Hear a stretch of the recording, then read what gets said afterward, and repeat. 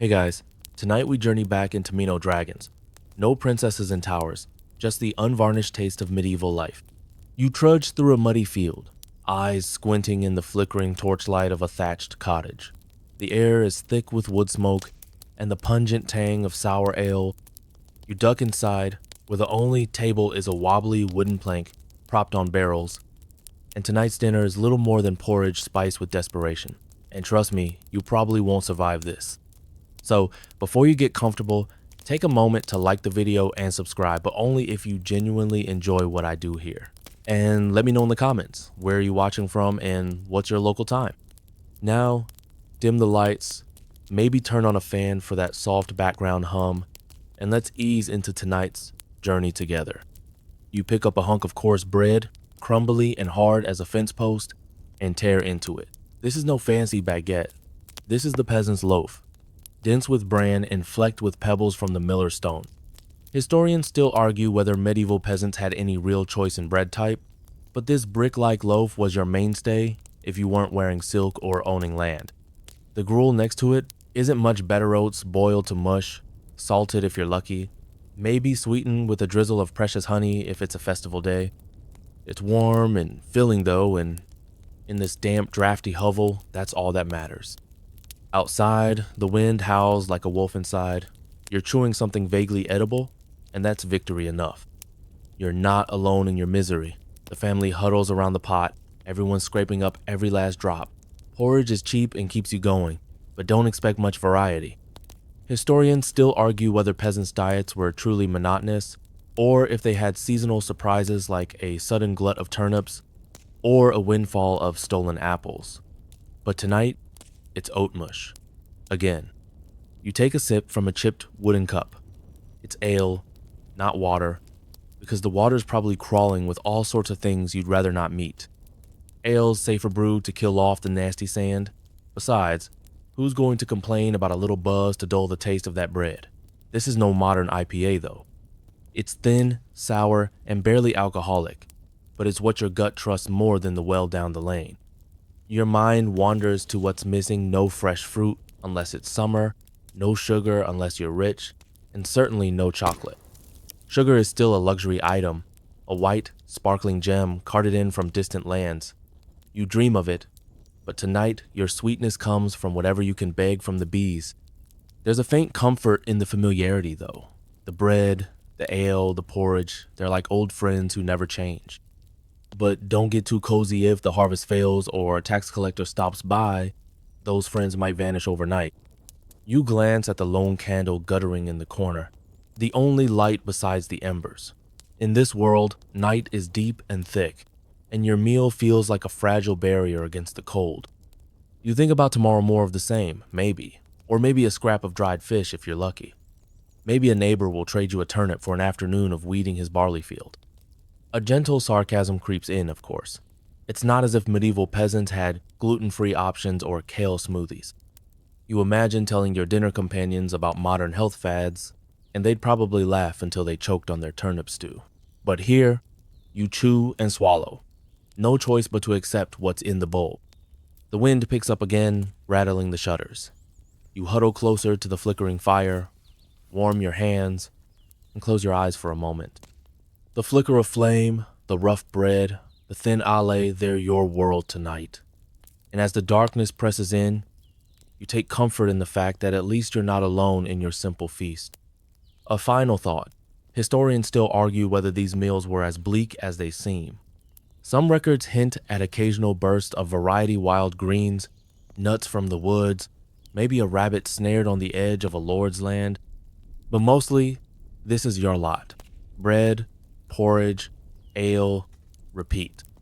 You settle back, stomach full but never truly satisfied, and drift off to sleep to the crackle of the fire, the steady rhythm of the night beyond. You're a medieval peasant tonight, and tomorrow you'll do it all over again. The next morning, you rise with the sun's faint glow piercing the smoky thatch, rubbing the ache from your limbs and bracing for another day in a world that doesn't care about your hunger.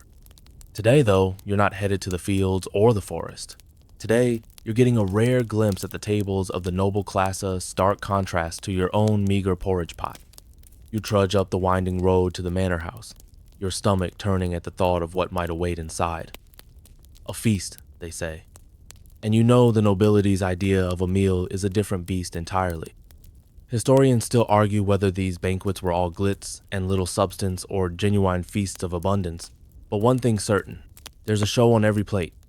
The heavy wooden doors swing open, and you're greeted by the warm flicker of dozens of candles, the scent of roasting meat wafting from the vast kitchen. You hear the low hum of minstrels tuning their lutes, the clink of pewter cups. This isn't the thin ale of your hovel. This is strong wine brought in from far-off lands. The tables themselves are heavy with food. Gleaming trenchers of bread, these are white loaves, soft and fine, nothing like your gritty peasant brick. You watch as a platter of roasted fowl is set down, the skin golden and glistening with fat, stuffed with herbs that you'd only smell in the wilds.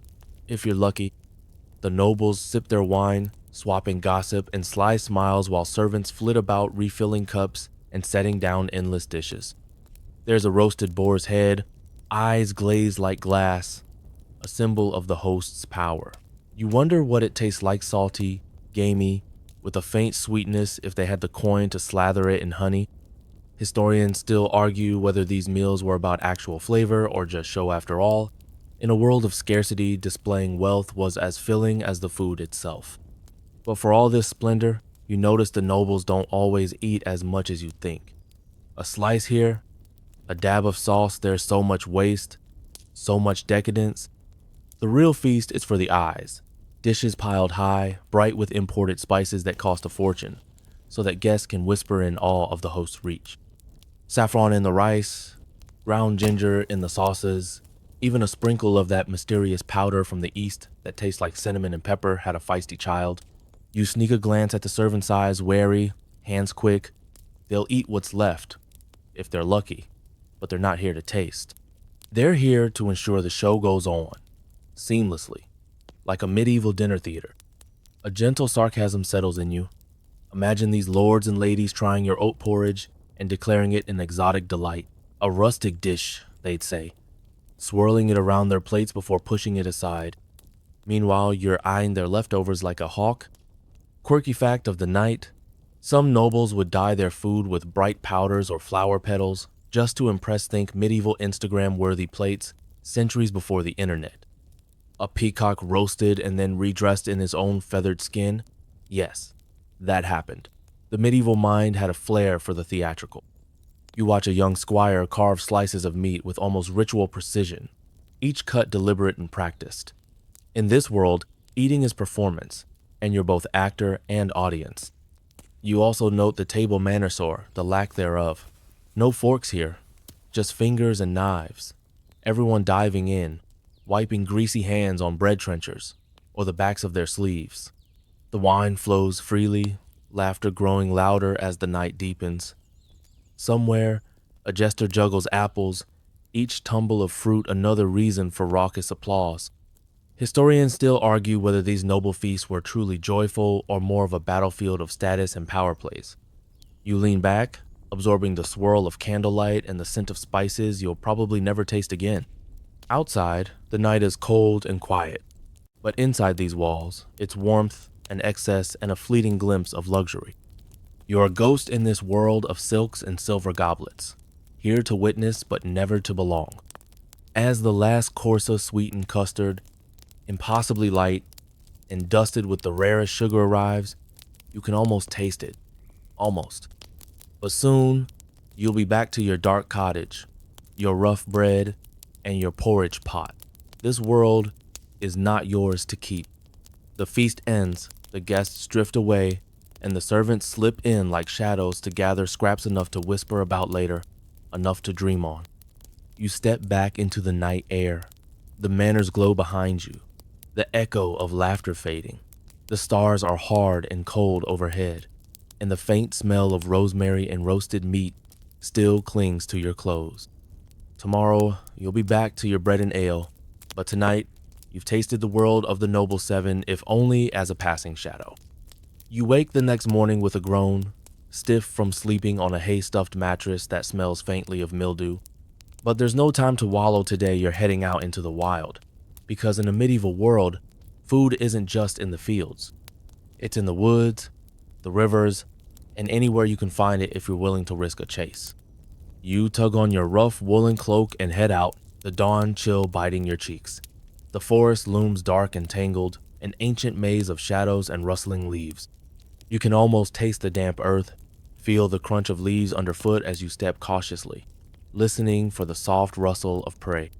Your bow isn't much to look at, warped yew, the string frayed, but it's your best shot at meat. Historians still argue whether the common folk hunted as often as the stories claim, but here you are, hoping to catch a rabbit or a brace of birds. The air is sharp, the wind carrying the faint tang of wood smoke and something wilder animal musk and moss. A hare darts out of the underbrush, its ears flicking as you freeze, breath caught in your throat. You loose the arrow, and it thuds into the ground just shy of the mark. Close, but no supper yet. The forest, after all, has no mercy for a hungry belly. Further on, you find a patch of wild herb sorrel, maybe, and nettle. Their bright green a promise of bitter but welcome flavor. You pluck a handful, careful not to let the sting of nettle blister your fingers. These small foraged greens are your forest salad, the only green on your plate that isn't boiled to death in a pot. As you push deeper, you hear the rush of water. The river is wide and cold, its surface shimmering like steel in the morning sun. Fish dart in the shallow splump trout, slick eels. You're no master fisherman, but you try your luck with a line of twine and a bent pin, squatting by the water's edge, hoping the fish are feeling generous today. Quirky fact for you. Medieval folks sometimes used herbal concoctions to stun fish like dumping crushed roots in the water so the fish would float to the surface in a daze. Not exactly sporting, but when you're hungry, you're not picky about the ethics of it.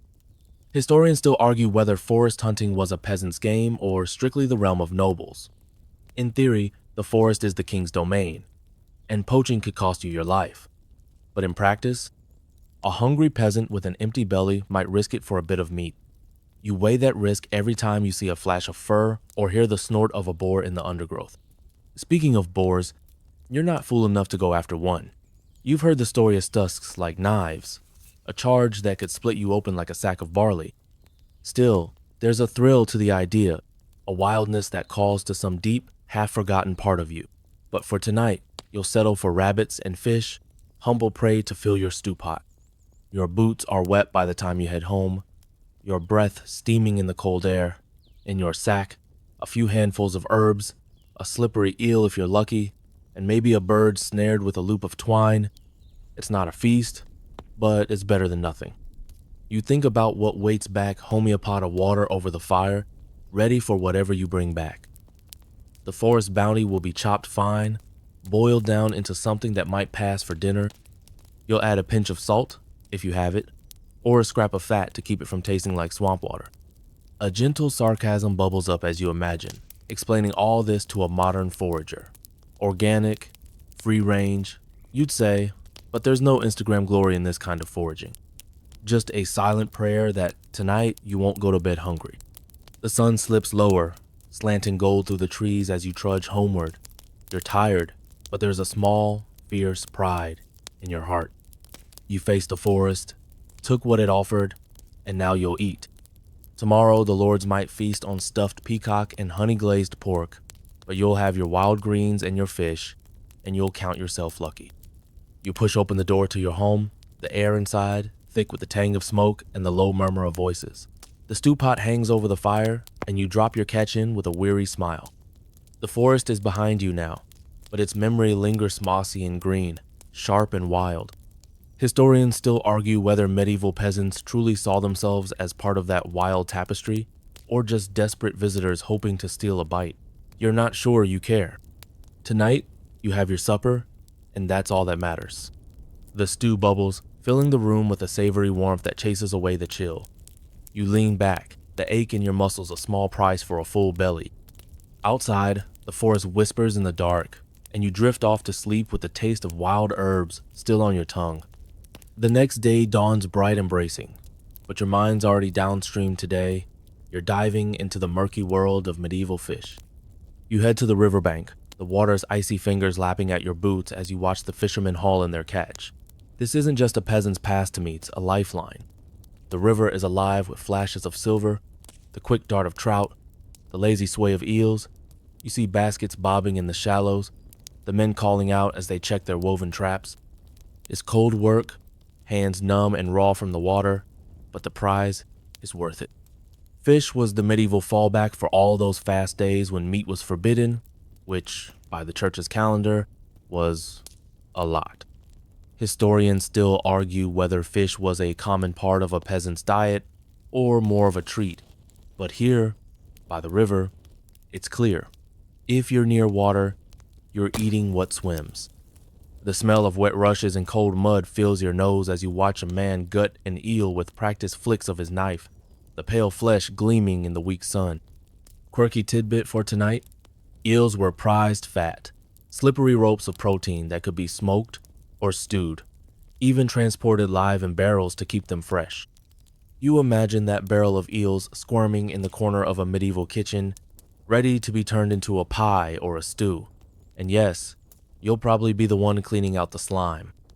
You get to work, prying open muscles, clinging to rocks, the briny tang sharp in the back of your throat. You wonder how many of these river creatures end up as humble fare for a peasant's pot or dressed in elaborate sauces for a noble's table. Here on the bank, it's all the same fish as fish, and it's precious no matter who's eating.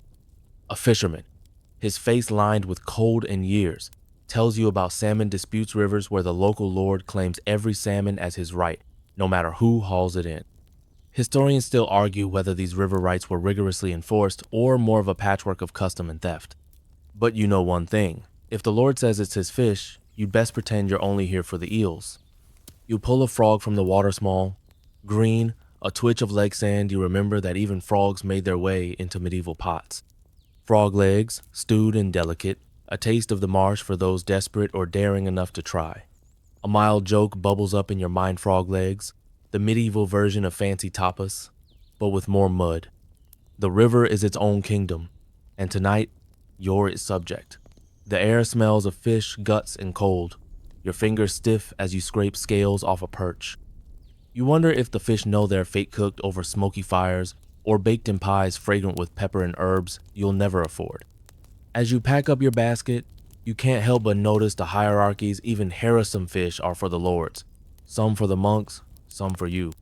The best eels, the fat salmon throws, are whisked away to the manors, while you're left with perch and pike, tough and bony but filling enough. A gentle sarcasm seeps in as you picture a modern fish, market shining ice, perfect fillets, and no one hacking a fish apart with a rusty knife. Here, it's dirt under your nails and the steady rhythm of the river, your own heartbeat echoing in the cold water's flow. By the time you head home, your basket's heavy with the river's gift seals coiled like question marks, a few mussels clinging to weeds, a perch or two staring blankly up at you. You think of the monks in their stone cloisters, sipping fish broth with pious calm, and of the lords feasting on salmon stuffed with spices you've never even smelled. Historians still argue whether these fishy meals were enough to stave off true hunger, but you know tonight, at least, there'll be food on your table. You trudge back, shoulders aching from the cold, dreaming of the pot simmering over the fire. Inside, you clean your catch by candlelight, the scent of river mud thick in the air. Your family huddles around, the children wide-eyed at the gleam of fish skin and the flicker of the flames. You drop the fish into the pot one by one, the hiss of hot water a small victory against the chill. The stew bubbles and steams, filling the cottage with a scent that makes your stomach grumble in anticipation. The fish might be bony, but tonight, it's a feast. You take a moment to savor it, the flick of fins in the pot, the promise of warmth and fullness. Outside, the river keeps flowing, dark and endless under the stars. Tomorrow it will be there again, cold and patient, waiting for you to come back with your baskets and your hope. But tonight, you're here, warm and fed, the river's harvest, yours for a fleeting moment. You close your eyes, the fish stew rich on your tongue, and drift to sleep with the gentle murmur of water echoing in your dreams. You open your eyes to a pale dawn, the world outside your cottage wrapped in fog and frost. There's a certain quiet to this morning, but your stomach rumbles a gentle reminder that food is always at the center of your day. Today, you're reminded of how everything in the medieval world turns on the great wheel of the seasons. You step outside and feel the air a hint of winter's bite still clinging to the breeze. Spring is coming, but slowly. In medieval life, seasons aren't just a backdrop. They're your pantry, your table, your entire fate. Historians still argue whether this seasonal cycle was always reliable, or if sudden storms and cold snaps kept peasants guessing. Either way, tonight's meal depends on what's in season. You shuffle through the small garden plot outside your door, turning over the soil still crusted with last night's frost, early green onions, leeks, maybe a few radish tops bush bravely up from the ground. They're the first fresh bite of the year, and you greet them like old friends. But you remember winter's long, hungry days all too well. Those months of salted fish, dried beans, and root vegetables stacked in the cellar, eyes sprouting like some small, hopeful miracle. Your diet in the cold months is an exercise in endurance cabbage, stews thick and sour, onions as sweet as they'll get, potatoes if you're lucky, and live late enough in medieval history to see them arrive. Quirky tidbit: in lean seasons, some people turn to spring greens like nettles or even ground elder plants you'd probably pass by as weeds today. They might sting your hands, but in a world without vitamin supplements, they're a burst of green that might just save you from scurvy. Summer's a different story. Fields turn gold, markets swell with berries, plums, and sweet green peas. Your kitchen smells of fresh herb sage, thyme, and a few sprigs of parsley if you can find them. You slice bread thick, mop up the juices of a summer stew thicker, richer than anything winter could offer. But autumn, autumn is your richest season. The orchard trees droop with apples and pears, the fields heavy with grains. You join neighbors to thresh wheat, the dust tickling your nose as you swing your flail, turning hours of sweat into the bread that will keep you alive through the winter. Historians still argue whether the average peasant had enough to truly feast in autumn or if the Lord took his share before you could taste the bounty. Still, you dream of apple tarts spiced with a pinch of rare cinnamon if you're blessed by luck or trade. Winter returns, though, with no mercy. The fire's warmth can't fill your belly, and you turn to dried beans, wrinkled and stubborn, or salted meat if you've managed to set aside enough. You chew on black bread, so dense it might break a tooth, the taste of summer long faded to memory. A gentle sarcasm creeps in you.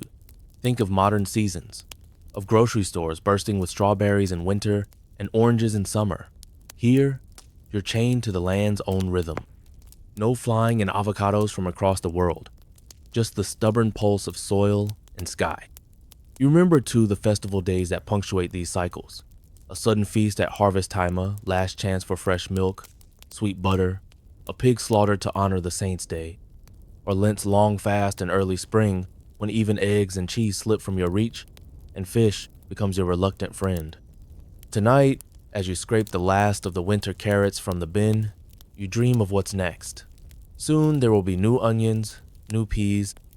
You feel the promise of green in your bones, a faint echo of hope in the stirring soil. Your pot bubbles on the fire, the simple ingredients telling the story of the land itself. You drop in a fistful of herbs, no exotic spice here, but a burst of bright green, a taste of spring in the dregs of winter. Outside, the wind shifts, bringing the scent of thawing earth.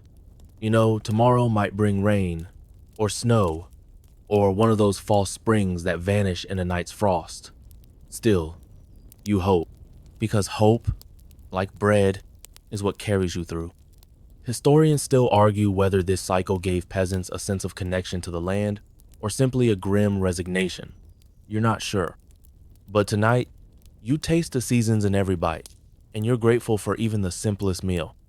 You wrap your cloak tighter, the pot steaming like a small sun in the dark of your cottage. The world outside may be gray and cold, but here, there's warmth and the quiet promise of green things to come. You settle back, the crackle of the fire and the scent of fresh greens, your only companions. Tomorrow, the seasons will keep turning, and so will you. You stir your pot gently tonight, the warmth of the hearth easing the chill in your fingers as you watch the odd lumps and strands in the broth swirl around. There's something different in the air and edge of curiosity and trepidation, because today, you're getting a taste of the stranger corners of the medieval pantry. The flickering light of your tallow candle shows you the odd shapes laid out on the wooden board. Dried rose petals, a twist of something that might be saffron, and a few tiny dark nuggets that might be cloves or might be something else entirely. The medieval world is no stranger to bizarre ingredients.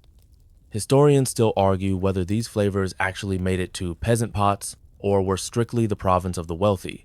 But tonight, you're pretending you're flush with coin and ready to risk a mouthful of mystery. A mild jest drifts across your thoughts. Imagine explaining to your friends that your dinner tastes of rose water and ground mummy. Yes, ground mummy. The medieval world, for all its superstition and faith, didn't shy away from the curious. Apothecaries stocked jars of powder made from ancient bones, sold to wealthy patrons who believed it could cure ailments or, if nothing else, make for an impressive boast. You sniff at the pot and add a pinch of something fragrant and almost citrusy. In truth, medieval cooks loved a layered flavor profile, sweet and sour, spicy and mild all at once. They didn't mind mixing dried fruits with fatty meats, or blending vinegar with honey for a taste that might leave your tongue reeling. Historians still argue whether these recipes were truly delicious or just a show of wealth and trade connections. Tonight, you're playing with flavors like a jester juggles knives. A handful of raisins go into the pot, dark and chewy. A splash of sour verjuice unripe grape juice tart as a slap. A pinch of powdered ginger, sharp enough to make your eyes water if you're careless. You watch it all bubble together, the air in your cottage rich with scents you've never known. Quirky fact for you. Medieval cooks didn't have black pepper as we know it today, at least not in the cheap abundance you'd find in a modern kitchen. It was worth its weight in silver black peppercorns, were hoarded like treasure, traded across continents, in dusty caravans, in creaking ships. Tonight, you pretend you're a merchant prince, scattering those precious grains into your pot with a flourish. You think about what you're missing in this brave new flavor experiment. No sugar, at least not the bright white crystals you'd buy today. Here, sugar's a rarity, a luxury, sometimes replaced with honey or the intense sweetness of dried fruits. You imagine the Lord sprinkling it over everything, as if each bite was a chance to show how rich and clever they are. Your pot thickens, the scent of rose water drifting in soft floral clouds. You lean closer, curious. It's sweet, yes, but there's an edge to it like perfume in your mouth. Some medieval cooks swore by it, others found it cloying. Historians still argue whether these flower-scented stews were actually pleasant or just the fashion of the moment. You let yourself drift into the absurdities of it all. Rose water on meat, cinnamon in fish sauce, a stew that might include almonds, ground fine, if you're rich enough to trade for them. You're not sure if you're making dinner or a potion tonight, but it's an adventure. A gentle sarcasm colors your thoughts. Imagine calling this a fusion dish in some modern bistro, charging extra for the novelty. Here, it's just another way to stretch what you have, to make something ordinary taste like a feast, even if it's only for one night. You take a tentative sip from the wooden spoon. The flavors explode on your tongue sharp. Sweet, smoky. It's nothing like your usual porridge and turnips. For a moment, you taste the whole world, the distant lands where the spices grew, the seas crossed by merchants, and the ancient bones crushed into powder. The candle flickers, and you imagine the faces of the rich as they dine, powdered wigs, or maybe just rough woolen hats, bobbing in approval. You're not one of them, but tonight, you're borrowing their table for a single meal. Historians still argue whether these extravagant flavors ever trickled down to the peasant's bowl, or if they stay locked in the manors and the abbeys. But you know one thing, food is hope. And hope, no matter how unlikely, always finds a way to seep into the pot. You ladle out the stew into rough wooden bowls, the scent filling your home like incense. The children's eyes widen at the unfamiliar tang. You smile, the rich taste on your tongue, making you feel, just for tonight, like a king. You lean back as the last of the rose-scented steam fades, the fire crackling low. Outside, the cold night presses close. But inside, you've woven the flavors of the world into a single pot. You close your eyes, the taste of cinnamon and roses lingering, and drift off to sleep with the world's spices dancing on your breath.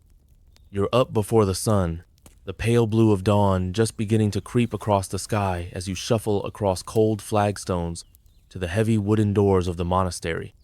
This morning, you're joining the brothers for breakfasta, quiet affair, but one that offers a fascinating glimpse into the soul of medieval monastic life. The door creaks open to the low hum of chanting, the scent of beeswax and old stone. You slip inside, the world of the monks wrapping around you like a thick woolen cloak.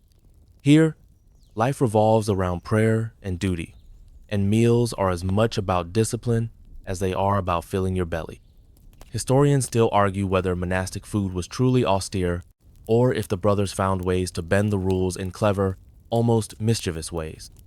But this morning, you're here for the real experience. The simple meal laid out in the refectory, eaten in silence as the abbot reads from the scriptures. You sit on a long wooden bench, the table bare but for the humble bowls and rough cloth napkins. A monk in a rough brown robe passes you a dish of fish stew, the broth thin and pale in the early light. You lift it to your lips, the faint tang of salt and river fish filling your mouth. It's warm and nourishing, even if it lacks the excitement of a noble's feast. A quirky tidbit for you. Monastic kitchens were often run like tiny kingdoms within the abbey, with a kitchener in charge of making sure no morsel went to waste. In some monasteries, he'd even keep a secret stash of sweetmeats or rare spices for feast days, carefully portioned out under strict rules. You watch as the monks eat, heads bowed, each bite a quiet prayer. No jokes, Hireno, raucous laughter, or drunken boasts. Just the steady rhythm of wooden spoons scraping bowls, the rustle of robes as the brothers settle in for a meal that's both sustenance and sacrifice. The fish stew is plain old saffron or rosewater here, but there's a kind of quiet dignity in its simplicity. You chew slowly, savoring the faint sweetness of onions boiled until soft, the earthy depth of barley grains plumping in the broth. Outside, the bells toll the hour, a reminder that time is always measured here, not in feasts and festivals, but in prayers and quiet labor. Historians still argue whether monastic diets were truly healthier than those of peasants or lords. Some say the strict fasts and simple meals gave the brothers an edge in health and longevity, while others point to the endless repetition of fish and bread as a slow erosion of joy. You're not sure, but you know that in this quiet room, there's a peace you rarely find in the bustling village below. You glance down at your bowl, catching sight of a few sprigs of parsley floating on the surface.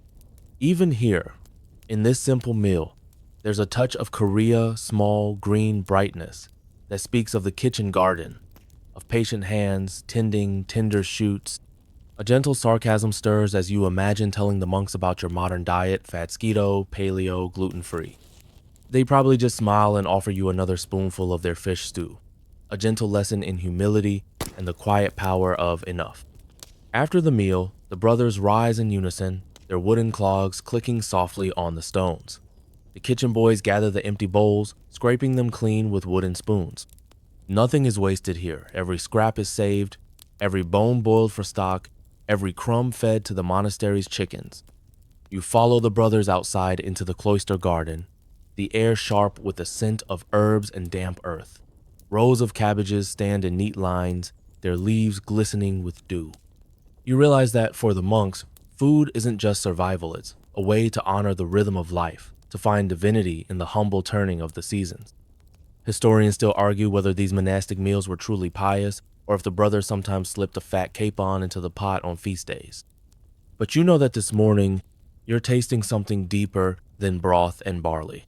You're tasting a way of life quiet, disciplined, and oddly comforting. You take one last look around the cloister, the rising sun painting the ancient stone walls in soft gold. The brothers move slowly, deliberately, their voices a low hum of prayer as they tend the gardens and the hives. You slip away, the taste of fish and barley still on your tongue, a soft echo of peace in your chest. Outside, the world bustles on carts rattling down the road, children shrieking as they chase geese across the muddy square. But for a moment, you carry the quiet strength of the monastery with you, a small, steady light in the chaos of your daily grind. You head home, the memory of the monk's simple breakfast still warming your thoughts, and you realize, sometimes, It's not the richness of the food that matters, but the stillness of the meal. You push open the heavy wooden door of the market hall, stepping into a world that smells of sweat, spices, and just a hint of fish that's been sitting out a bit too long. Today, you're in the heart of medieval commerce, and every scrap of food you'll ever eat depends on the rules and bargains made here. The market is a crush of bodies and noisy merchants crying out their wares, women haggling over onions, children darting underfoot. The air is sharp with the tang of vinegar, and the bright, sweet scent of apples piled high in barrels. You edge your way in, clutching your meager coin pouch, eyes wide at the bounty, spread across the rough wooden tables. Historians still argue whether these markets were truly open to everyone or if lords and guilds controlled every crumb. But here, in this jumble of colors and smells, you can feel the power of food law's strict rules that decide what's fresh enough, what's fit to eat, and who gets to decide. A quirky tidbit for your medieval shopping trip. Medieval cities were obsessed with regulating bread. There were whole official sale corners and bread weighers whose job was to make sure no one cheated you with underweight loaves. In a world where bread was life, that was no small thing. You pass a bread stall, your fingers brushing the coarse crust of brown loaves stacked in neat rows. The merchant eyes you, measuring your hunger and your purse in one glance. He knows the rules, no short measures, no false weights, but there's always a way to bend them if the bread's fresh and your stomach's louder than the law.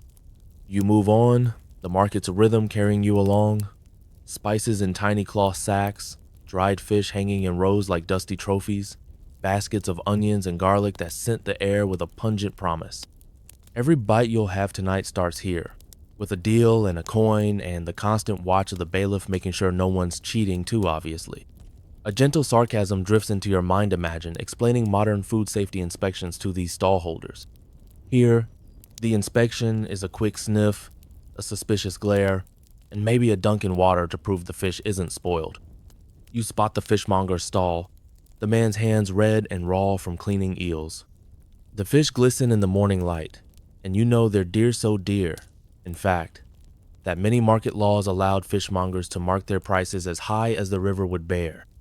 You wonder if those eels were worth the frozen fingers.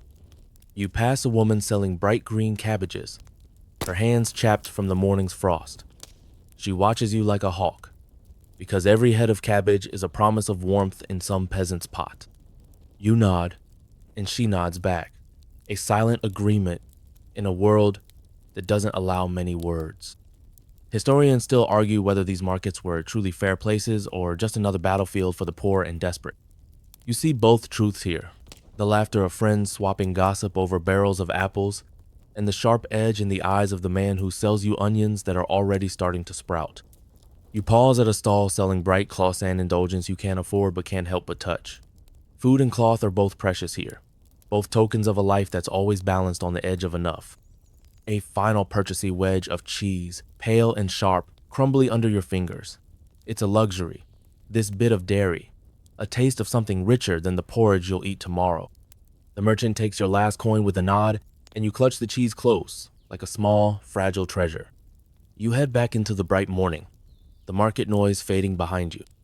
In your basket, the makings of tonight's meal, a few onions, a cabbage, a scrap of cheese that might just turn your pot of gruel into a small, quiet feast.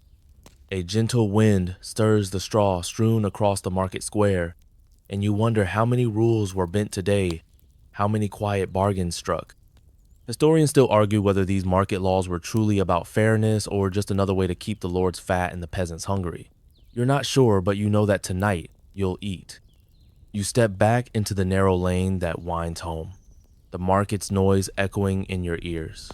You feel the weight of your basket and the weight of all the small, quiet deals that feed a medieval belly. You smile, just a little, because in this world, every meal is a victory. The cottage door creaks open as you push inside, the scent of smoke and bread welcoming you home. You lay out your meager harvest of cabbage, a few onions, the cheese, and you know it's enough, for tonight at least. You light the small fire in the hearth, the pot waiting like an old friend. Outside, the market will close with the sun, the lords will feast, and the laws will keep on turning. But here, In this small room, the cabbage will simmer, the cheese will melt, and you'll eat with a quiet satisfaction. Tomorrow, you'll go back to the market. Tomorrow, you'll haggle and hope. But tonight, you're warm and you're fed, and that's everything. The sun is low in the sky as you trudge back through the muddy lanes, your basket light, but your mind already turning to the one thing that binds every meal together: bread. Tonight, you'll break your fast with the most important food of the medieval table, the great, humble loaf. You set your basket on the worn table and glance at the round of bread you traded for this mornina dark, heavy wheel that smells of yeast and smoke. In this world, bread isn't just food, it's survival, status, and the very rhythm of your day. Historians still argue whether bread was always this central or if it was simply the most reliable fuel for laborers who needed to keep moving. But you know one thing: without bread, you'd be lost. You cut into the loaf, the crust thick and hard as a fence rail, the crumb inside flecked with bits of husk and bran. This isn't the soft, snowy white bread of the Lord's table. This is black bread, peasant bread, made from rye and barley, coarse enough to chew for minutes before it goes down. A quirky tidbit for you: the white bread you'd see at noble feasts was a symbol of status made with finely sifted flour that took hours of labor to produce. It was soft, almost cake-like, a sign that you had the coin to afford a baker's best. You remember watching the miller turn the grindstone, the scent of flour dust thick in the air. The stones themselves are ancient and implacable, grinding grain to dust with a patience that humbles you. And yet, the bread that comes from that dust is your lifeline, dense, filling, and just sweet enough to keep your spirits up. You tear off a hunk, the crust rough in your hand. You chew slowly, tasting the tang of sourdough, the faint bitterness of barley that's seen a cold winter. It's not fancy, but it's honest bread that stands up to the hunger of a long day in the fields. A gentle sarcasm edges into your thoughts. Imagine offering this loaf to a modern cafe, calling it rustic artisan bread, and charging a silver coin for each slice. Here, though, it's a daily necessity, and no one's writing poems about the crunch of your crust. You dip the bread in a thin onion broth simmering over the fire, softening it until it's more forgiving to your worn teeth. You think of the bakers who spend hours tending their ovens, the yeasty scent of rising dough filling every corner of their small shops. Historians still argue whether medieval bakers were respected artisans or just another cog in the endless grind of survival. You suspect it's a little of both. The bread they make is life, and the warmth of their hearth is a kind of quiet magic. You close your eyes for a moment, feeling the weight of the loaf in your hand. In the cold months, bread is your hope stirred in dark cellars, sliced thin to stretch across the lean weeks. In summer, it's a treat, the grain rich and sweet from the sun's heat. You think of the bread laws you heard in the market how each loaf must weigh true, how the punishment for cheating a customer is as harsh as for a petty thief. Bread isn't just bread, it's trust, measured in each heavy round pulled from the baker's oven. You take another bite, feeling the rough crust scrape your gums, the crumbs softening as you chew. You imagine the bakers in their flour-dusted aprons, turning each round in the heat of their stone ovens, their faces lined with sweat and pride. A final thought lingers. Historians still argue whether bread was truly enough to nourish the peasant's body or just another symbol of the endless struggle to keep going. But tonight, in this small cottage lit by the glow of the hearth, you know that bread is enough. You set the crust aside, the last bite saved for tomorrow's dawn. The fire crackles low, the pot of onion broth still bubbling quietly. Outside, the village sleeps under a sky of stars that feel as cold and hard as the bread you'll eat tomorrow. You stretch your aching limbs, feeling the warmth of the bread settle in your belly. In the silence of your small room, you find a kind of peace of promise that no matter how hard the world turns, there will always be bread. You drift off to sleep to the scent of yeast and smoke, the crusty edge of your last bite still clinging to your teeth. Tomorrow, you'll break another loaf, chew another crust, and give thanks for every crumb. You wake before dawn to the low clang of the church bell, the cold air pinching your cheeks as you rise from your straw mattress. Today isn't just another morning, it's a day of fasting, a rhythm written into the medieval year as surely as the turning of the plow. You rub your eyes, the faint ache of hunger already stirring in your belly. Fasting and feasting, they're the twin notes of your calendar. And today, the church says no meat, no indulgence, just quiet reverence and simple fare. Historians still argue whether medieval people truly adhered to every fast or found clever ways to bend the rules, but you know that in this small cottage, the fast is as real as the bread on your plate. A quirky tidbit. There were so many fast days in a medieval year that, by some counts, you might be fasting almost half the time. It's not just Lent, but Ember Days, vigils, and countless other little pauses that remind you who's really in charge of your belly, the church, not your growling stomach. You pull your cloak tight and make your way to the hearth, where a thin broth simmers in a blackened pot. No rich meat, tonight just onions, a few scraps of dried herbs, and the tang of vinegar to sharpen the flavor. You sip slowly, the warmth soothing but never quite satisfying. It's not meant to be a feast. It's meant to be a lesson. A gentle sarcasm drifts in Imagine, calling this a detox day to your modern friends.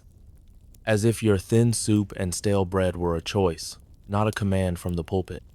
Here, you fast because you must, and because the threat of sin and penance is as real as the cold stone of the church walls.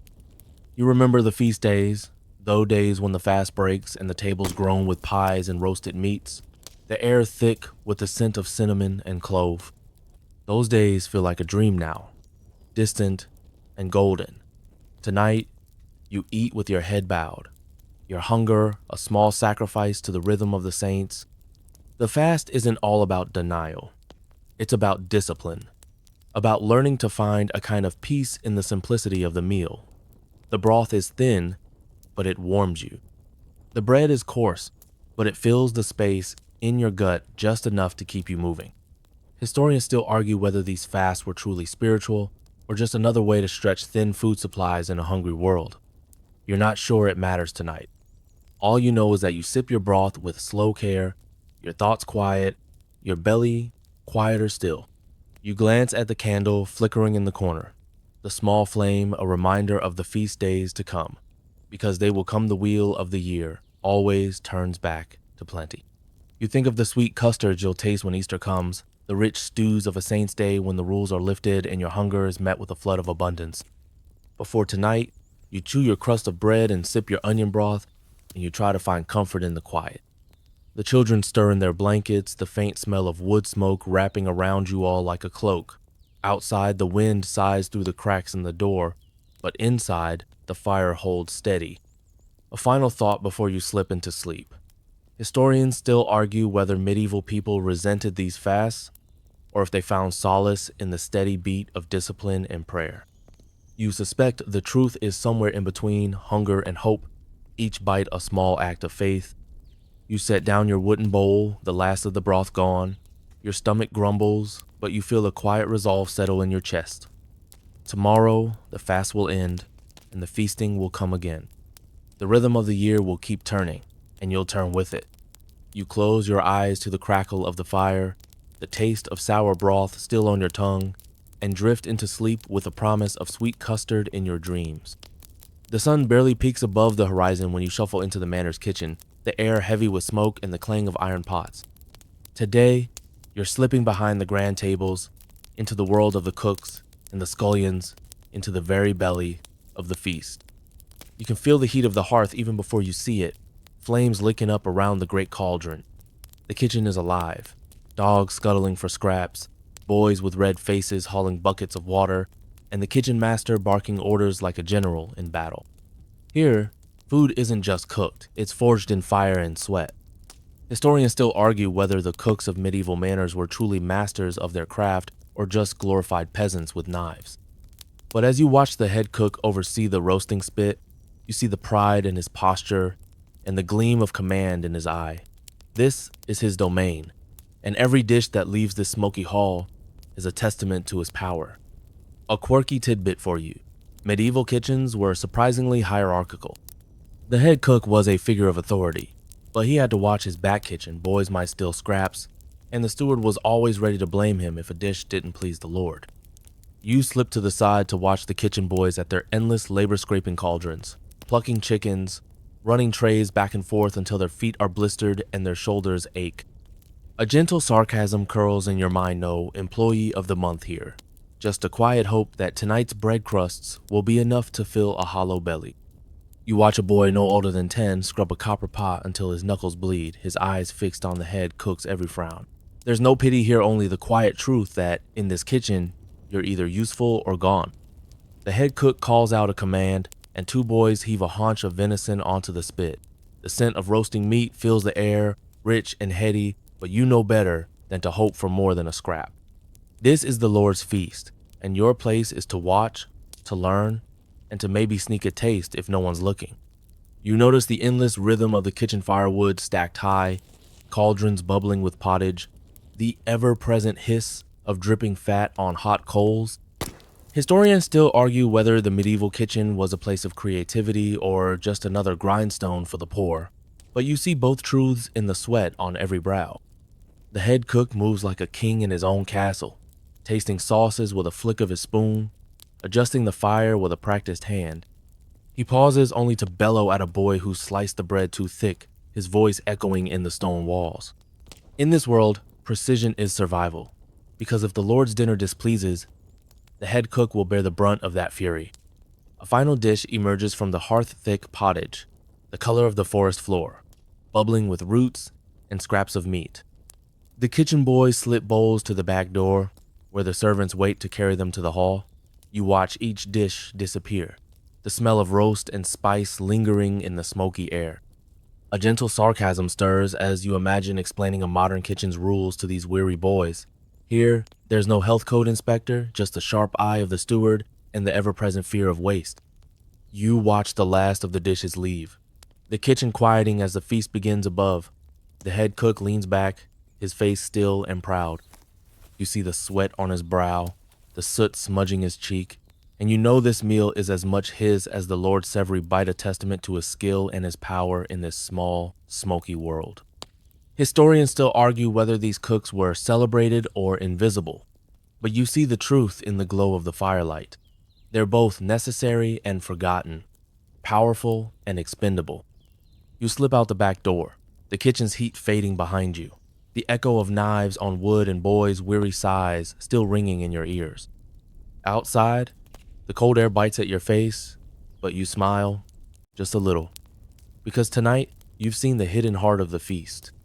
You close your eyes to the night, the scent of roasted venison still clinging to your clothes, and you drift off to sleep with the quiet pride of the kitchen in your dreams. You shuffle back to your cottage as the last glow of twilight fades behind the hills, your thoughts still tangled in the smoky haze of the manor's kitchen. Tonight, though, you're not dreaming of roasts or feasts. Tonight, you're back to the humble heart of the medieval table, pottage and gruel. You drop your small basket on the rough wooden table, your breath clouding in the chill of the cottage. The fire sputters low, but you coax it back to life, the faint glow, a welcome friend in the encroaching dark. You reach for the pot battered and blackened from years of faithful service, and you start your meal. Historians still argue whether pottage was truly as dull as it sounds, or if clever cooks managed to coax real flavor from scraps and roots. You're about to find out for yourself. You tip in a handful of barley, a few shreds of last night's onion, and whatever greens you can scavenge from your garden. The scent that rises is humble but comforting, a promise of warmth even if the flavors are as simple as the soil itself. A quirky tidbit for you. Pottage was the backbone of medieval peasant life, a stew that changed with the seasons and the fortunes of the household. It could be rich with bits of salt pork if the harvest was kinder, nothing but turnips and water when the times turned lean. You smile wryly, some might call it farm to table, but here, it's more like field to survival. You take a wooden spoon and stir slowly, the grains thickening as the broth simmers, the roots softening into a gentle sweetness. Gruel, on the other hand, is even plain or barely more than thin porridge, meant to fill you up, not to delight your tongue. But tonight, you're grateful for anything that warms your bones. A gentle sarcasm creeps in. Imagine a modern chef touting heirloom turnip gruel as the latest culinary craze. Here, it's just necessity. No fancy names needed. You ladle out the pottage, thick and steaming, and settle down by the fire. You sip slowly, the flavors plain but honest. There's an earthy sweetness to the barley, a faint bite from the onions. You chew each mouthful carefully, feeling the starch stick to your ribs, a quiet comfort in a world that rarely offers more. You remember the kitchen boys, the scullions scraping pots until their fingers bled. Even their scraps would end up in a pottage pot somewhere, because nothing is wasted in this world. Each turnip, each onion, skin it, all finds its place in the bubbling cauldron. Historians still argue whether these humble stews truly satisfied the medieval appetite or just kept the wolf of hunger at bay. You suspect it's both, because when the wind howls at the door and your stomach grumbles like an old dog, even the thinnest gruel feels like a feast. You lean back, the spoon heavy in your hand, and you let your mind drift to other kitchens. The monastery, where fish and barley fill silent bowls. The manor, where rich potages bubble with sweet spices and bright herbs. But here, in your small cottage, it's enough. Enough to keep you warm, enough to keep you moving. You think of the old tale show every peasant's pot was said to hold a bit of the world's soul. Each humble meal a prayer for the seasons to be kind. You smile softly at that, the steam of your pottage wrapping around you like a blessing. A final thought as you scrape the last mouthful from the bowl. Historians still argue whether pottage was a sign of poverty or a quiet triumph of ingenuity. You think maybe it's both. Because tonight, you've taken the scraps of your world and turned them into something that fills your belly and soothes your spirit.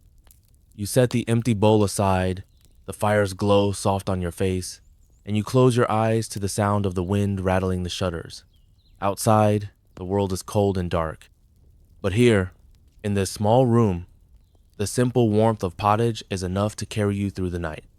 You drift off to sleep with the taste of barley and onion still on your tongue, the quiet rhythm of the pot echoing in your dreams.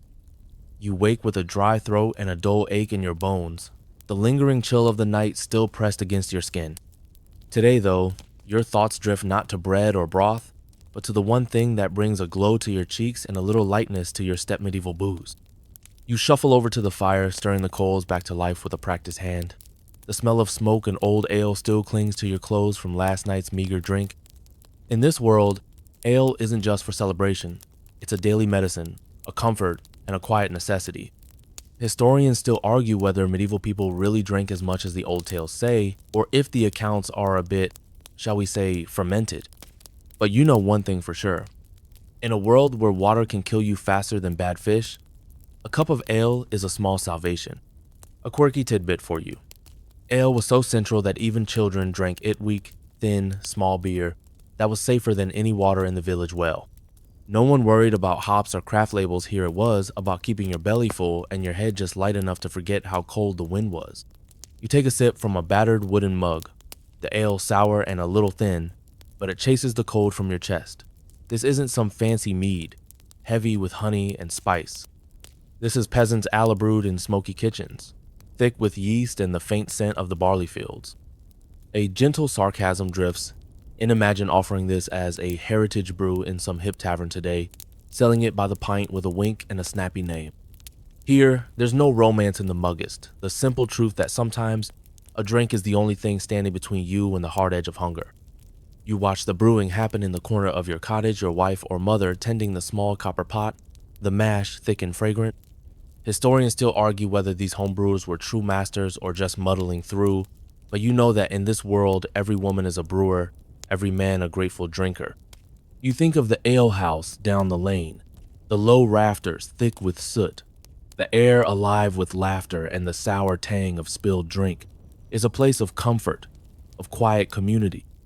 You lean your head back and smile, imagining the songs that rise from those wooden benches, simple songs of love and loss, of seasons turning and lives spent in the fields. You take another sip, the taste sharp but honest.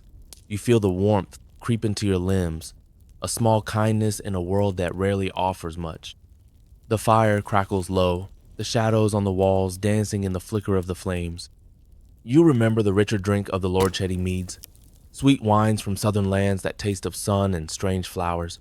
But here, in your small wooden cup, there's no pretense. Just barley, water, and time a taste of the earth itself. A final thought. Historians still argue whether medieval people were truly drunk all day, or if the ale was so weak, it was barely more than water. You suspect the truth is somewhere in the middle, enough to keep your head clear, but just enough to take the edge off the cold. You set your cup down with a sigh, the taste of sour ale lingering on your tongue. Outside, the wind howls, but inside, you're warm and just a little lighter. The children sleep in the corner, the smell of ale and wood smoke wrapping around them like a lullaby. You close your eyes to the crackle of the fire, the taste of barley still sweet on your breath, and drift off to sleep with a quiet smile. Because in this world, a little ale is enough to keep the night at bay. The sun is just climbing above the thatched rooftops as you slip out the door, your breath misting in the chilly dawn. Today, you're not hunting in the forest or trading at the market. Today, you're tracking the quiet, constant pulse of medieval kitchens, dairy, and butter. You trudge along the narrow path to the edge of the village, where a small dairy hut squats among the low hedges. The air is sharp with the scent of milk and the faint tang of animal musk. Inside, you find the churn already at work-heavy wooden paddles sloshing through cream as a young woman leans her weight into the handle, her shoulders straining with the effort. Historians still argue whether dairy was truly a luxury for peasants or an everyday part of their meager diets. You suspect it depends on the season and on how long the cows stay healthy in a world where illness can sweep away half the herd in a winter's breath.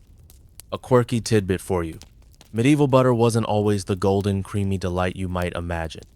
In cold weather, it could turn as hard as a stone, and if you weren't careful, it went rancid faster than you could say, "Saint Bridget, save our churn." But on the best days, a pat of butter was a little miracleric, golden and alive with the scent of summer pastures. You watch the girl at the churn, her face set in quiet determination. The rhythm of the churn is steady, like the beat of a drumone 2, 1-2 when the slosh of cream turning to curds fills the room with a hopeful music. A gentle sarcasm flickers in your mind. You imagine a modern butter artisan waxing poetic about their small batch process. Here, it's just survival. You churn because you must, because bread is dry and butter brings it to life. The girl pauses to wipe her brow, and you see the small clay pots of milk lined up on the shelf. Some will be turned into cheese sharp and crumbly, a taste of the meadow in every bite. Some will be drunk fresh, though you know well how quickly it can sour in the heat of the hearth. You remember the butter markets, two bustling stalls where traders hawk pats of yellow gold wrapped in cloth, the price rising and falling like the tide. Butter is currency here, a precious thing that can smooth over debts or seal a quiet deal between neighbors. Historians still argue whether butter was more prized in the north or the south of these lands, but you know that here, it's both food and fortune. A pot of butter is a promise that winter might be kind, that bread might taste of sunshine even when the snow lies deep. You watch the churn slow, the girl's hands shaking with the effort. She opens the lid and you see it, the pale, soft butter, a small mountain of gold in the cool morning light. She scoops it out with careful hands, pressing it into a wooden mold, shaping it into something that will feed and soothe all at once.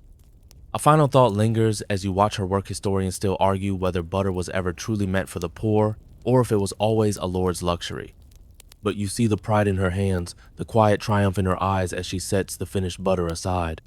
You take a small piece, the taste bright and clean on your tongue, a whisper of the grass and sun that fed the cows. You think of the bread you'll eat tonight, the way that smear of butter will turn a crust into a feast. You thank the girl and step back into the morning light, the churn's rhythm still echoing in your ears. You feel the soft weight of the butter in your pack, a small treasure to brighten the long hours of work that lie ahead. You walk home, the path winding through the low fields and the sleepy village square.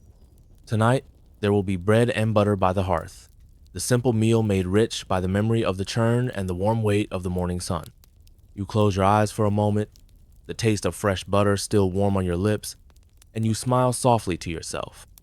In this world where feasts are rare and hunger always near, a little butter is enough to bring a moment of quiet joy. The wind howls around your small cottage tonight, rattling the shutters and creeping in through every crack and gap. You huddle by the fire, your cloak wrapped tight, and you know that tonight's meal will be thin. Because tonight, you're facing the darker side of medieval life, famine, and plague. You stare into the flickering flames, your stomach already tight with worry. The winter has been long, and the stores are nearly gone. The bread is harder, the broth thinner. The children's eyes are wide and quiet, their bellies as hollow as your own. Historians still argue whether famine was truly a constant shadow in the medieval world or if some years were kinder than others. But you know what it feels like when the granary is empty and the fields lie under a crust of ice. A quirky tidbit. In desperate times, people would bake bread from ground acorns or even sawdust anything to stretch a few more days from the bottom of the barrel. You've heard the old wives' tales of bark bread and nettle soup, but you know that hunger doesn't care how clever you are. It just keeps gnawing. You pull your cloak tighter and think of the plague. Black Death, they call it. It sweeps through the villages like a scythe in the fields, and no one knows who will fall next. Some say it's God's judgment. Others whisper it's a punishment for some ancient sin. But you just know, the fear the way. Every cough seems louder. Every fever a curse. The wind howls again, and you hear the stories of rats and fleas, of how the pestilence crept in on silent feet. Historians still argue whether it truly came from distant lands or if it was born in the squalid lanes of the towns. But tonight, the argument doesn't matter. Tonight you pray that tomorrow you'll still be here to see the sun. A gentle sarcasm flickers in your thoughts. Imagine explaining to someone today that a single flea could undo an entire village. Here, it's not a curiosity, it's a fact of life. You sip at your thin broth, the taste of onion and a few scraps of cabbage, all that's left to comfort you. The children doze in the corner, their faces pale, and you wonder how many more nights you can keep them fed. You think of the monks in their stone cloisters, chanting prayers for the souls of the dead. You think of the lords in their halls, safe behind thick walls and fat stores of grain. But here, in your small cottage, there is only the quiet war against emptiness and disease. Historians still argue whether famine brought out the worst in people thieves in the night, neighbors turning on each other for a crust of bread. You've seen a little of that, but you've seen kindness too. A woman who shares her last turnip. A man who gives you a crust of bread because he can't bear to see your children's hollow eyes. The fire crackles low, and you close your eyes, feeling the sharp edge of hunger in your belly. You tell yourself that spring will come, that the earth will soften, and the green shoots will push through the thaw. You cling to that thought like a prayer. A final thought before you slip into sleep. Historians still argue whether medieval life was truly a constant struggle, or if there were bright moments of laughter and love even in the darkest days. You think it must be both, because even tonight, as the wind wails and the world feels so fragile, you find a small, fierce hope in the warmth of the fire and the quiet rise and fall of your children's breath. You drift off to sleep with that thought, the thin broth still warm in your belly and the promise of green fields in your dreams. Outside, the plague and the famine wait, but tonight, you are here and you are still fighting. The morning sun peeks through your window, pale and uncertain, as you tie up your cloak and set out on the winding path to the market square. But today, you're not looking for bread or onions. Today, your thoughts turn to the far-off lands that whisper their flavors into your humble pot of foreign influences that found their way to your medieval table. The road is muddy and cold, but you walk with purpose, because even here, in this small village, the world's flavors find their way through the maze of trade and conquest. You pause by a peddler's cart, the bright glint of strange coins, and the faint scent of cinnamon filling the air. Historians still argue whether these spices were common in a peasant's pot or just a luxury for the lords and the monasteries. But you know that sometimes, even a single pinch of pepper is enough to remind you that the world is wide and full of wonders. A quirky tidbit for you. There are tales of medieval cooks who would crush sugar and rose petals together, creating sweet syrups that tasted like spring. Spices were more than just flavor, they were power, wealth, and a whisper of the world beyond the fields, you know? You watch the peddler weigh out tiny heaps of pepper and clove. The price is high enough to make you wince. But you know that somewhere, some lord will pay it gladly because to eat spiced beef or sweet almond pastries is to taste the far edges of the world. A gentle sarcasm flickers in your thoughts. Imagine telling the peddler you can get these flavors from a shop that delivers in a day. Here, each peppercorn is a treasure. Each spoonful of cinnamon, a reminder that ships sail and caravans cross deserts to bring you a hint of the sun. You follow the line of carts down the road, past merchants with saffron bright as gold, almonds as sweet as dreams, and even dried dates that glow like small suns in the winter gloom. You think of the Crusaders, those armored men who traveled far and brought back more than tales of battle. They brought back flavors, too, carried in dusty packs and whispered in the kitchens of lords. Historians still argue whether these new tastes were truly welcome or if they seemed as foreign and strange as the lands they came from. You imagine a housewife wrinkling her nose at a pinch of ginger, wondering what madness this is. But for the lords, it's a chance to show power reach, spice a promise that they stand astride the known world. You think of how even the monasteries, those quiet places of prayer, grew curious about the world's flavors. The monks who brewed beer in silent halls also tended herb gardens that held sage and fennel, mint and mustard beech leaf, a small taste of a world beyond these stone walls. You pause at the last stall, your fingers brushing the rough skin of a bright orange. The merchant tells you it's from the south, sweet and sharp all at once. You think of how it would taste in a rich sauce, poured over a roasted duck, or stewed with apples. But tonight, you'll be lucky to have a bit of onion and a crust of bread. A final thought. Historians still argue whether these exotic foods truly changed the medieval diet or were just a bright shimmer at the edge of daily hunger. But you think of the scent of cinnamon, the golden glow of saffron, and you know that even a single taste is enough to open a window in the mind.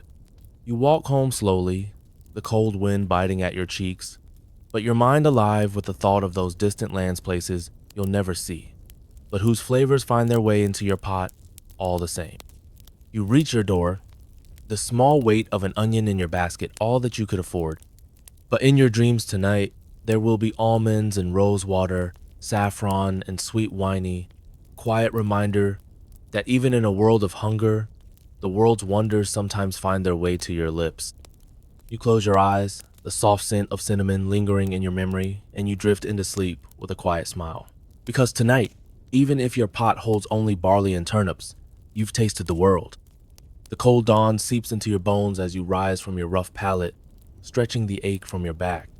Today, your thoughts are on the tools of your small kitchen, the clatter of iron pots, the hiss of hot coals, and the slow, patient alchemy of medieval cooking technology.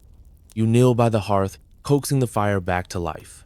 It's the heart of your world, no gas stoves or polished ovens here. Just a stone hearth blackened by years of smoke.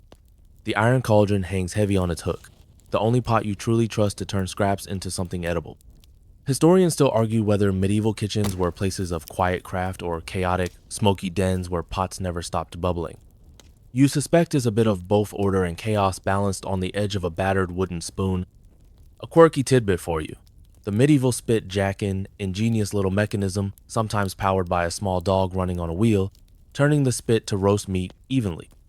You picture that dog now, ears back, paws drumming, a kitchen helper with no choice but to keep running or face the cook's wrath. You lean close to the fire, the heat licking your cheeks, as you stir the pot with a wooden ladle worn smooth as river stones. The broth simmers, the small scraps of onion and turnip softening into something that might fill you up for a few hours. No timers, here just your senses to tell you when the pot's ready. A gentle sarcasm flickers in your mind, imagine explaining a smart kitchen to these old cooks. Here, the only smart tool is your nose and your gut, honed by years of practice. You move to the small wooden board, a battered knife in your hand. It's not much to look at, the blade dark with years of careful sharpening, but it slices the cabbage clean and true. There's no copper pot gleaming bright, no fancy gadgets, just iron, wood, and sweat. Historians still argue whether the medieval cook was truly respected or just another servant in the manor's endless bustle. But you know that in this kitchen, every tool is precious, because every meal depends on how well you can coax heat from wood and flavor from scraps. You think of the bread oven at the edge of the village, a great, round-bellied dome of clay and brick, warm and alive in the early morning. The baker's peel slides in loaf after loaf, the crackle of crust a song of hope. You can almost taste the bread, smoky and sweet from the oak coals that warm the stones. A final thought drifts across your mind. Historians still argue whether these humble tools truly limited medieval cooks, or if they sparked a quiet kind of creativity. Each pot, a blank page, each fire a chance to tell a new story. You suspect it's both. Because as you work, you feel the small thrill of shaping something with your hands and your wits alone. The wind howls outside, rattling the door, But here by the fire, you find a quiet pride. You stir the pot, the spoon's worn handle fitting perfectly into your hand, and you feel the comfort of these old, battered, tool-strusted friends in a world that doesn't offer much kindness. You think of the manor's kitchen, where the head cook reigns with iron ladles and copper pots. You think of the monastery's quiet halls, where fish stew bubbles over small stone hearths. And you know that here, in your small corner of the world, the same humble tools carry the same quiet magic. You close your eyes for a moment, the scent of wood smoke and cabbage sweet on your breath, and you smile softly. Because even in the dark of winter, even in the leanest times, the old tools still work, and you still know how to wield them. You drift off to sleep with the weight of the spoon in your hand and the crackle of the fire in your ears, a small, warm comfort in a world of cold stone and endless hunger. You wake with the pale light of dawn brushing the thatch above your head, and today, your mind drifts to something more than just filling your belly. Because in this world of quiet suffering and small joys, people believe that food doesn't just feed the body, it can heal it too. You stretch your back and shuffle to the small table, where a bundle of dried herbs lies in a clay pot. The air smells of sage and rosemary, the sharp, clean bite of mint. These are more than flavor, they're medicine, a promise that maybe tonight's meal will do more than just keep you alive. Historians still argue whether these medieval remedies were truly effective, or just the desperate hopes of a world that had little else. But you know that when your cough rattles your chest or your bones ache from long days in the fields, you'll try anything that might ease the pain. A quirky tidbit for you. Medieval cookbooks weren't just about feasts and fancy stews. They were crammed with recipes for potages of health and sops to comfort the stomach, each one a careful blend of food and hope. Ginger for the chill, sage for the spirits, and a sweet honey drink to soothe a sore throat. You remember the old woman at the edge of the village, her baskets heavy with herbs gathered in the forest. She whispers that thyme can chase away fevers, and that a bit of garlic might keep the Black Death at bay. You wonder if it's true or if the comfort of belief is enough to chase away the worst of the fear. A gentle sarcasm flickers in your mind. Imagine selling this as medieval wellness cuisine, all the rage in some fancy bistro. Here, it's not about fashion. It's about the small, fierce hope that one more pinch of herb might give you another dawn. You brew a thin soup of barley and leeks, dropping in a sprig of sage for the sharp, cleansing taste. You take a slow sip, the warmth easing the scratch in your throat. You think of how the monks in their stone halls tend the physic garden, each leaf a prayer against the cold hand of illness. Historians still argue whether these medicinal foods were superstition or early science, if the garlic truly fought off plague, or if it was just the only tool they had. You suspect the truth is somewhere in between.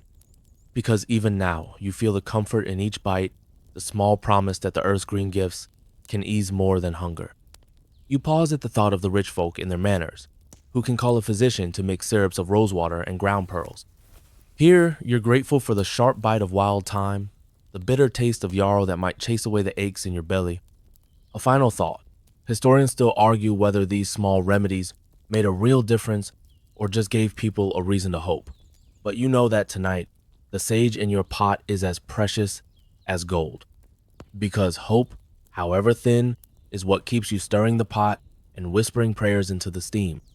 The wind sighs at the door, the fire crackles low, and you lean back against the wall, the scent of herbs wrapping around you like a soft cloak. You close your eyes, the taste of sage still warm on your breath, and you drift off to sleep with a quiet smile. Because in this world of hard stone and empty bellies, even a small bundle of herbs can be enough to make you feel like tomorrow might be gentler. You rise with the early chill, still clinging to the corners of your cottage, your breath clouding in the thin light of dawn. Today, your thoughts wander down old roads of belief and rumor, because here, in the medieval world, food isn't just food. It's wrapped in layers of superstition, folklore, and quiet whispers of magic. You shuffle to the small table, your fingers tracing the worn wooden grain. You remember the tales your grandmother told you, how bread baked on St. John's Day could cure a fever, how a pinch of salt under the doorstep would keep witches at bay. Historians still argue whether these beliefs were born of fear or the simple need to find meaning in a world of endless toil. But you know that for you and your neighbors, food and magic are never far apart. A quirky tidbit for you. There were folk who believed that if you cracked an egg into a bowl and watched the yolk settle, you could tell your future in its swirling shape. A wedding, a death, a journey all written in the soft glow of the yolk. You smile at the memory, a gentle sarcasm weaving in imagine telling your modern friends that your dinner could tell your future, or that your porridge might hold the secret to tomorrow's harvest. You light the fire, the faint scent of wood smoke mingling with the soft sweetness of dried herbs hanging from the rafters. In the pot, you simmer a humble barley broth, but your mind drifts to those old stories how the first spoonful must be offered to the house spirits, or how a crooked loaf meant trouble was brewing close to home. Historians still argue whether these old charms and blessings were truly believed, or just a way to make the small, quiet moments of life feel grander. But you know that when the nights grow long and the wind wails at your door, every little superstition feels like a shield. You think of the fields in summer, the hush of barley swaying under the sun. You remember how the first loaf of harvest bread was always shared with the earth itself, a promise of thanks, a prayer for another season. Even tonight, as you chew on crusts and thin broth, you feel the weight of that old promise, the quiet bond between you and the soil. A final thought lingers as you settle by the fire. Historians still argue whether these folk beliefs were harmless comfort or a sign of deeper fears. You think maybe they're both, because in a world where famine can stalk you in the night and plague rides on the backs of fleas, it's a small thing to whisper a blessing over your pot. You watch the flames dance in the hearth, the shadows flickering along the rough beams of the cottage. You close your eyes and murmur an old rhyme your mother taught you, soft words to keep the bread from burning, to keep the broth from souring. Maybe it's just a habit, but tonight, it feels like a prayer. You lean back, the warmth of the fire a small comfort against the cold stone of the world. Outside, the wind rattles the shutters, but inside, the quiet magic of your kitchen keeps you company. You close your eyes, the faint scent of herbs and old tales wrapping around you, and you drift off to sleep with a smile. Because tonight, even if the pot is nearly empty, the stories and small charms of this world keep your heart warm and your spirit strong.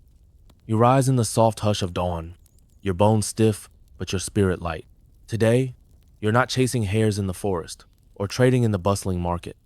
Today, you're pausing for a quiet breath to reflect on how you've survived all these days and what it really means to live through the harsh reality of medieval diets. You stir the last of the barley into the pot, the spoon smooth from years of use, and you let your mind wander. You think of all the meals you've scraped to gather rough bread, humble gruel, the faint sweetness of river eels on fast days. You think of how every meal, no matter how small, was a triumph over the cold edge of hunger. Historians still argue whether people like you truly managed to find enough to eat, or if these small victories were the exception, not the rule. You know that each bite, each small comfort, was a quiet rebellion against a world that asked so much and gave so little. A quirky tidbit for you. In some villages, they said that if you buried the crust of your bread in the earth, it would come back to you in dreams warm and soft, a promise that hunger wouldn't last forever. You smile at the thought, because even if it's just a story, there's something comforting in that small bit of hope. You take a final sip of the thin, savory broth, the warmth soothing your throat. You remember the bright spices of the nobles' tables, the rich roasts and sweet custards you glimpsed from afar. You remember the kitchen boys, the monks, the market stall siege, piece of the puzzle that built the world's table.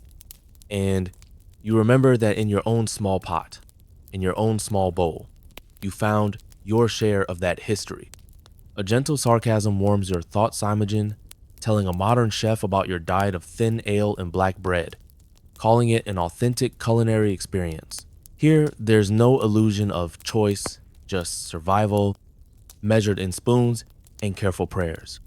Historians still argue whether medieval diets were truly as grim as they seem, or if they held hidden joysa wild apple in the summer, the first green shoots of spring. You think they did, because even in the long months of hunger, there were moments of sweetness, small feasts of turnips and dreams. You finish the last mouthful of your barley pottage and lean back against the warm wall, the fire's glow painting soft light on your face.